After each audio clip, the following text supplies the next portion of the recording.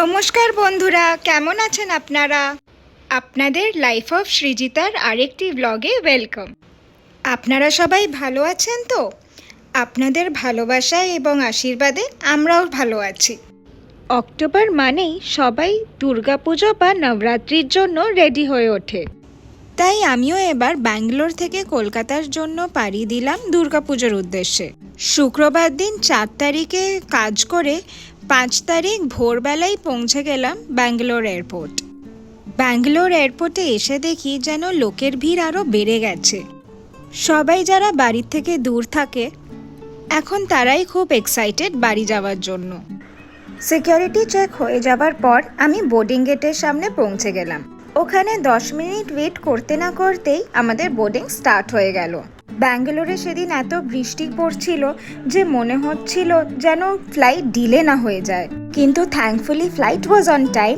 আর এত দিন পর আমি আবার যাচ্ছি কলকাতা দুর্গাপুজোতে।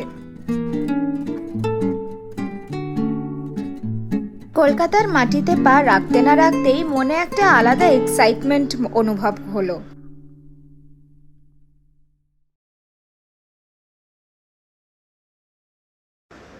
দুর্গাপুজো তো আছেই, কিন্তু কলকাতা আসার আরেকটা খুশির কারণ হলো যে আমি মা বাবার সাথে এবারে অনেক দিন থাকতে পারছি। যেই এয়ারপোর্টের গেটটা খুললো আর আমি মা বাবার হাসি মুখটা দেখলাম, মাই হার্ট ওয়াজ ফুল। বাড়ির কাছে আসতে না আসতেই আমি মার কাছে একটা আবদার করে ফেললাম যে আমি পাড়ার মিষ্টির দোকানের কচুরি আলুর দম খাবো।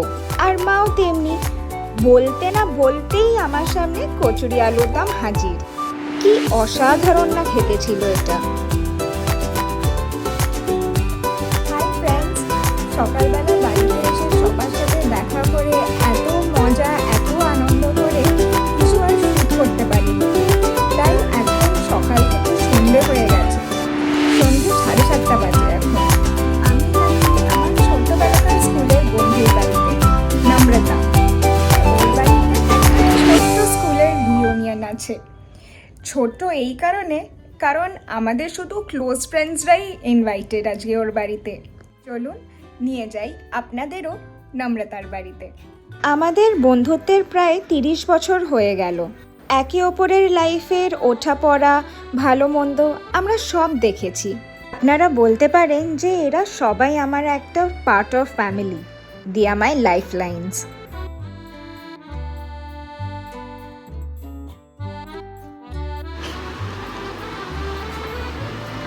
Good morning. মর্নিং। আমার সব ইউটিউব ফ্যামিলিদের গুড মর্নিং বলে দাও। Hi everybody, good morning.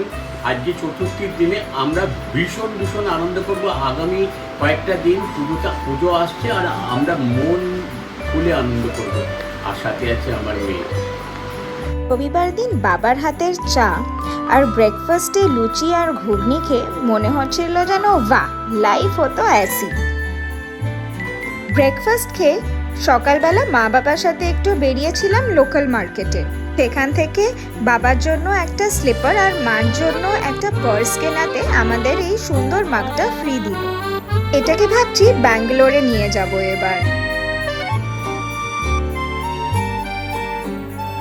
দুর্গাপুজোর সময় সারা কলকাতা আলোকিত হয়ে থাকে। দুর্গাপুজোর সময় আমাদের সারা পাড়ায় এরম করে লাইন দিয়ে লাইট লাগানো হয়েছে, দেখতে খুব সুন্দর লাগছে। কলকাতা এসেছি আর ফুচকা না খেলে হয়, তাই বিকেলবেলা বন্ধুর সাথে চলে গেছিলাম টক আর ঝাল ফুচকা খেতে। এটি হলো আমাদের পাড়ার প্যান্ডেল, কি অপূর্ব সুন্দর করে সাজিয়েছে। আজকে আমাদের পাড়ার পুজোর উদ্বোধন ছিল, তাই উদ্বোধনের জন্য উদ্বোধনী সঙ্গীত এবং নৃত্যর পরিবেশনা ছিল আজকে আপনাদের জন্য। তাই কিছু মুহূর্ত ক্যামেরা বন্দি করলাম। কে শান্ত করেন তিনি, একদিকে যেমন রুদ্রাণী, অপরদিকে তিনি কল্যাণ। তার এই দুই রূপের খেলায় জীবন মৃত্যু হাসি কাটে।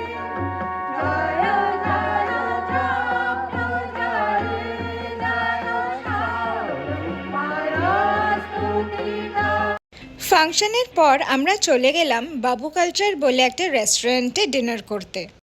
মা বাবা আগেই ওখানে একবার খেয়ে এসেছিল, তারপর ভেবেছিল যে আমি যখন ব্যাঙ্গালোর থেকে কলকাতা আসবো তখন আমাকেও নিয়ে যাবে। এখানকার খাবার যেমনি ভালো তেমনি ইন্টেরিয়রটাও দারুণ।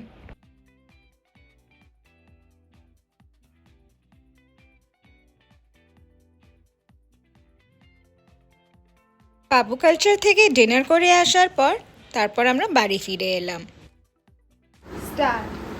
মামা, তুমি আমাদের সাথে এসছো অনেক দিন বাদে, তোমাকে আমরা একসাথে পেলাম, আমাদের যে কী ভালো লাগে সেটা আমি ভাষায় প্রকাশ করতে পারবো না। এবং মানে মানে আমি মুখটা দেখেই আমার খালি জড়িয়ে ধরতে ইচ্ছে করছে। আমাদের সাথে তোমার সাথে উৎসব থাকলে আরও ভালো লাগবে। এবং কিন্তু হাওয়ার উৎসব তো আরও বাইরে গেছে ও parents, but then your presence is something very spacious, and we are enjoying your presence here. পরের দিন নিজের বাড়ির বারান্দা থেকে শরতের আকাশ দেখতে আমার যে কি ভালো লাগছিল। সেদিন সন্ধেবেলা অফিসের কাজ সেরে আমি চলে গেছিলাম আমার বন্ধুর সাথে দেখা করতে। ওদের পাড়ার প্যান্ডেলটা দুর্দান্ত করেছে।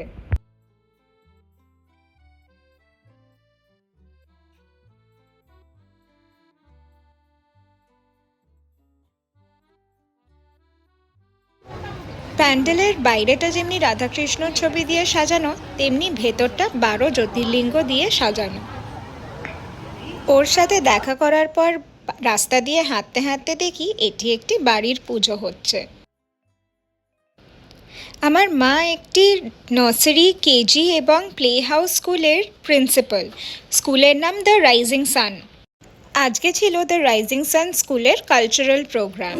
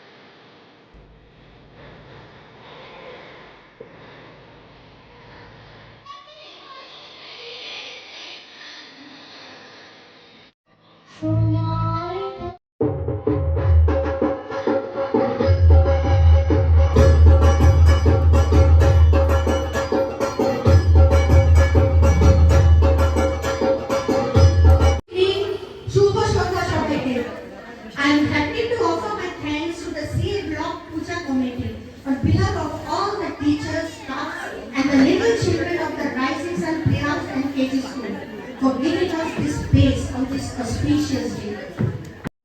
মার স্কুলের কালচারাল ফাংশন শেষ হয়ে যাওয়ায় আমরা সিএ ব্লকের ঠাকুর দেখে বাড়ি ফিরে এলাম।